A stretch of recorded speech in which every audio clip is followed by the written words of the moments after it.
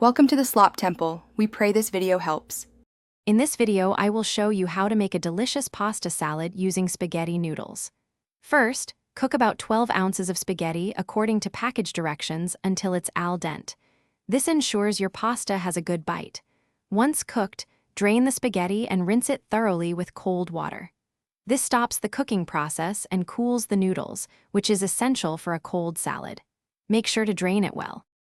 Next, let's prepare our fresh ingredients and the dressing. Have 1 cup of cherry tomatoes. Then, dice 1/2 cup of cucumber and 1/4 cup of red onion into small, bite-sized pieces.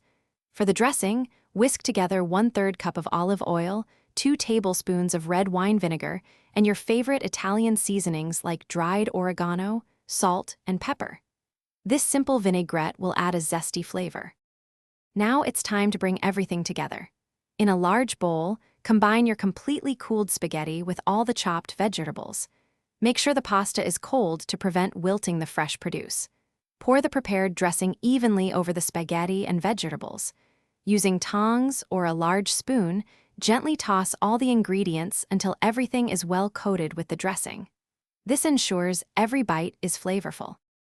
For the best flavor, cover the bowl and refrigerate your pasta salad for at least 30 minutes or even longer to allow the flavors to meld. Many find it tastes even better after a few hours or overnight. Before serving, you can garnish it with some fresh herbs, such as chopped parsley or basil, for an extra touch of freshness. Enjoy your delicious, homemade spaghetti pasta salad as a perfect side dish. Thanks for watching. Consider subscribing if we helped you.